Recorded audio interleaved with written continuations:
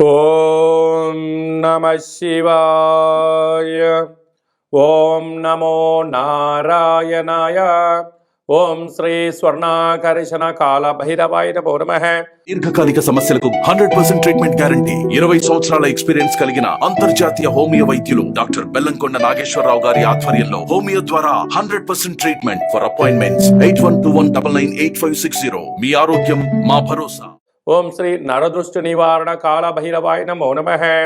ఓం కాళకాలాయ విద్మహే కాళాతీతాయ ధీమహి తన్నో శ్రీ స్వర్ణాకర్షణ కాల భైరవ ప్రచోదయాతు.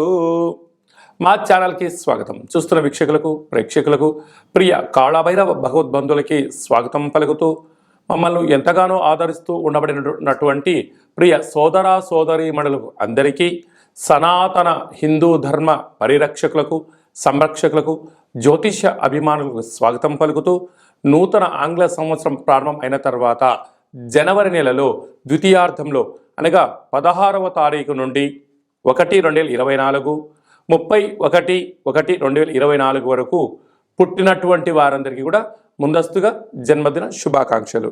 గతంలో వివాహం చేసుకున్న వారికి వివాహ వార్షికోత్సవ శుభాకాంక్షలు.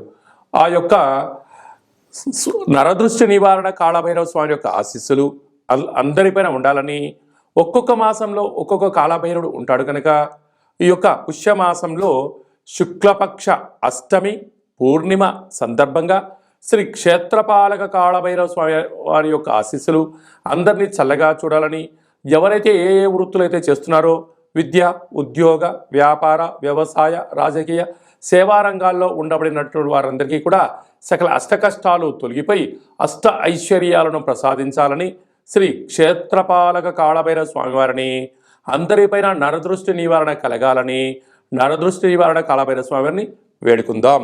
ద్వాదశ రాశుల్లో గ్రహ గమనాలు ఒకసారి వీక్షింపచేద్దాం.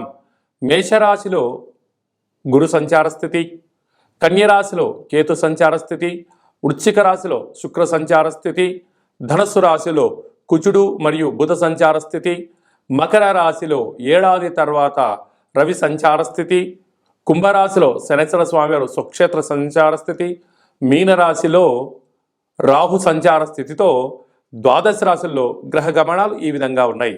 19వ తారీఖున శుక్ర భగవానుడు ధనుసు రాశిలోకి సంచార స్థితి ఈ విధంగా ఉంది. ధనుసు రాశి వారికి పుష్యమీ నక్షత్రము, పునర్వసు నక్షత్రము, పుష్యమాసము గురువారం రోజు రావడం వలన గురు పుష్యార్క యోగాన్ని ఎలా పొందాలో ఈ వీడియోలో సవివరంగా సంపూర్ణంగా తెలుసుకుందాం. ధనుసు రాశిలో ఏ నక్షత్రాలు వస్తాయనగా మూలా నక్షత్రంలోని 4 పాదాలు, పూర్వాషాఢ నక్షత్రంలో 4 పాదాలు, ఉత్తరాషాఢ నక్షత్రంలోని 1 పాదం కలిపితే ధనుసు రాశి అవడం జరుగుతుంది. చాలామందికి పుట్టినటువంటి కాల సమయంలో డేటా ఆఫ్ బర్త్లో లేనటువంటి కారణం వలన పేరు యొక్క మొదటి అక్షరాన్ని అనుసరిస్తూ ఆ రాశిని తెలుసుకునే ప్రయత్నం అవుతుంది. అవి ఏ అక్షరాలు సరి పరిశీలన చేద్దాం. ఏ, యో, బా, బి, బు, ధ, బా, డ, బే అక్షరాల వారందరూ ధనుసు రాశి జాతకులే. ధనుసు రాశి యొక్క అధిపతి దేవగురు బృహస్పతి. ఈ యొక్క బృహస్పతి ఈ పుష్యమాసము గురువారం రోజు పునర్వసు పుష్యమీ నక్షత్ర సందర్భంగా గురువారం రావడం వలన తెల్ల జిల్లేడు యొక్క వృక్షం దగ్గర ఒక పసుపు రంగు క్లాతులో కేజీంబావు శనగపప్పును పసుపు రంగుతో పసుపు పేపర్ పైన మీ కోరికలను రాసి శ్రీ వరసిద్ధి శ్వేతార్క గణపతి స్వామికి సమర్పించడం వలన రుణ సమస్యలు, రోగ సమస్యలు, శత్రు సమస్యలు తొలగిపోతాయి.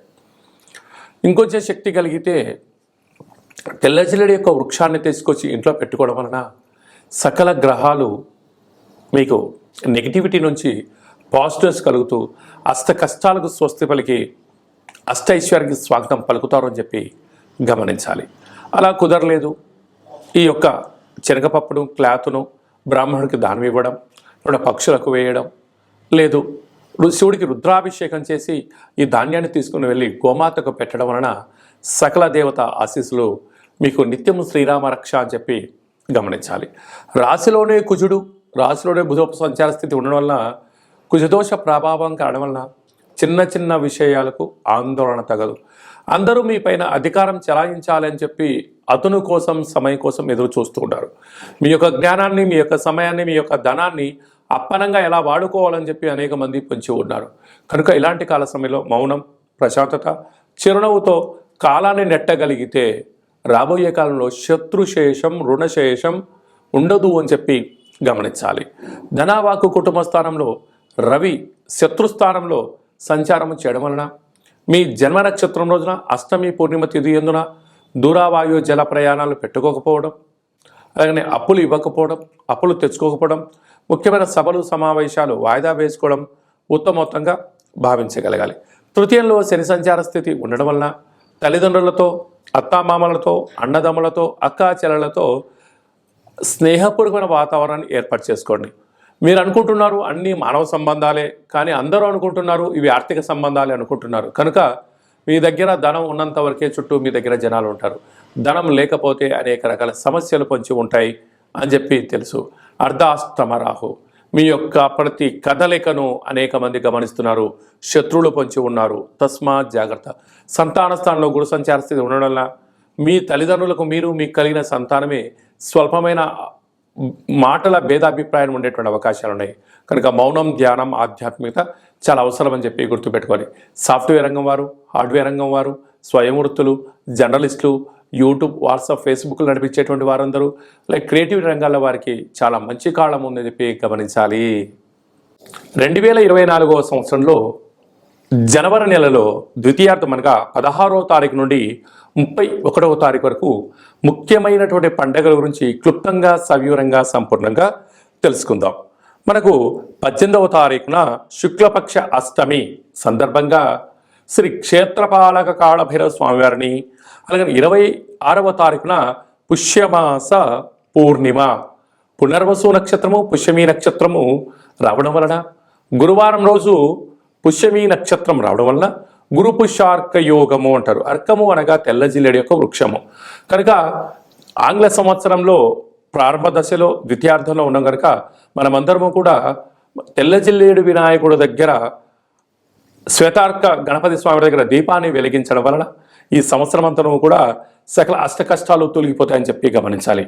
అలాగనే ఈ మనకు 2 గురువారాలు కానీ, పూర్ణిమ రోజు గురువారం రోజు కానీ ఒక పసుపు రంగు క్లాత్లో కానీ, టవల్లో కానీ శనగపప్పును బాగా ఉడకబెట్టి లేక నానబెట్టి అందులో మూట కట్టి ఒక 3 ఒత్తులను ఆముదంలో కానీ, కొబ్బరి నూనెలో కానీ నానబెట్టి ఇంటి యజమానికి, వాహనాలకు, ఫ్యాక్టరీలకు దిష్టి తీసి బయట వేయడం వలన నరదృష్టి, శత్రు ప్రభావాలు తొలగి గురు యోగ్యత కలిగి విద్య, ఉద్యోగ, వివాహ, సంతాన, రాజకీయ, సేవారంగ కార్యక్రమాలు, రాజకీయ రంగ కార్యక్రమంలో అద్భుతమైన గురు యోగ్యత కారణం చేత మీకు రాజసన్మానం జరుగుతుందని చెప్పి గమనించాలి.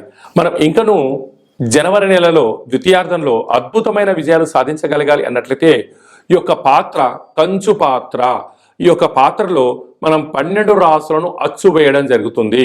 ఈ యొక్క పాత్రను మనం రోజు ఇంట్లో ఉదయం పూజ చేసిన తర్వాత లేకపోతే సాయంత్రం పూట దీపం, అగరబత్తులు వెలిగించిన తర్వాత ఈ పాత్రను ఇలా ఎడమ చేతిలో పట్టుకొని కుడి చేతిలో ఈ యొక్క కర్ర సహాయం తీసుకొని మనసులో మీరు 3 సార్లు ఓం కాలభైరవాయ నమః, లేకపోతే ఓం నరదృష్టి నివారణ కాలభైరవాయ నమః, అనగా నరుడి యొక్క దృష్టికి నల్లటి నాపర ఎలా బద్దలైపోతుంటుందో దృష్టి దోషం కారణం చేత విద్యార్థులు చదువులో రాణించలేకపోవడం, అనారోగ్యం దరిచేయడం, నిద్రలేని రాత్రులు గడపడం, ఉద్యోగంలో సక్సెస్ లేకపోవడం, వ్యాపారంలో జన ఆకర్షణ లేకపోవడం, సంపాదించిన ధనము నిల్వ ఉండకపోవడం, పోలీస్ స్టేషన్లు, కోర్టు, గొడవలు, అనేక రకాల సతమతయ్యే పరిస్థితి ఉంటుంది.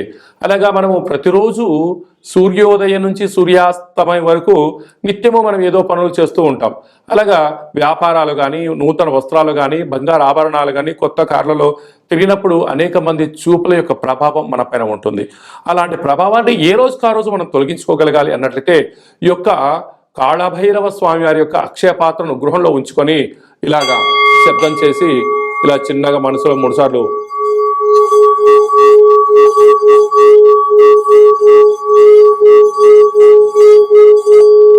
అలాగా ఓం నరదృష్టి నివారణ కాల భైరవాయ నమః అనేటువంటి మంత్రాన్ని 12 సార్లు ఉచ్చరింపజేయడం వల్ల ఈ యొక్క శబ్ద తరంగాల వలన మానవుని శరీరంలో ఉండబడినటువంటి మూలాధార, స్వధిష్టాన, మణిపూర్వక, విశుద్ధ, అనహత, ఆజ్ఞ చక్రాలు వికసింపచేసి దురదృష్టము దూరమైపోయి అదృష్టం మనకు కలుగుతుంది.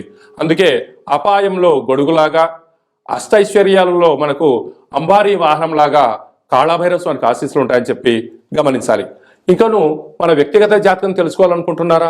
మీ యొక్క పేరు, పుట్టినటువంటి తేదీ, నెల, సంవత్సరం, సమయం రాసి మీరు వాట్సాప్లో పంపించగలిగినట్లయితే 100 సంవత్సరాల జాతకాన్ని రాసి పంపించి మీరు పుట్టినప్పుడు గ్రహ గమనాలు ఎలా ఉన్నాయి, ప్రస్తుతం ఎలా ఉండబోతున్నాయి, రాబోయే కాలంలో ఎలా ఉండబోతున్నాయో మీకు సవివరంగా సంపూర్ణంగా తెలియజేయడం జరుగుతుంది.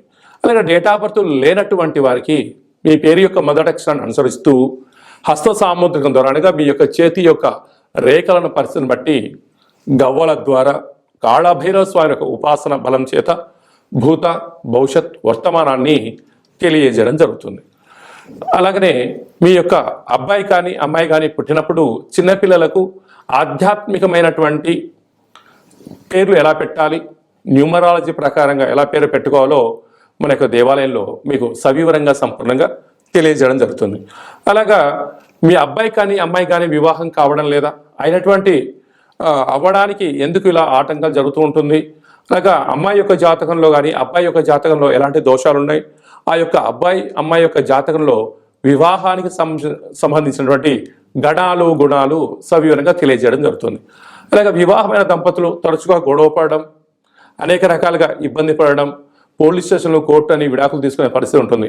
అలా కాకుండా ఈ కింది నెంబర్ మీరు సంప్రదించి అపాయింట్మెంట్ తీసుకొని సంప్రదించగలిగినట్లయితే మీ యొక్క పేర్లలో స్వల్పమైన మార్పులు చేసి శ్రీ పార్వతీ పరమేశ్వరుల యొక్క ఆశీస్సుల చేత మీరు సంపూర్ణంగా జీవన విధానాన్ని సవ్యంగా సాగడానికి అద్భుతమైన సలహాలు సూచనలు మీకు ఇవ్వడం జరుగుతుంటుంది.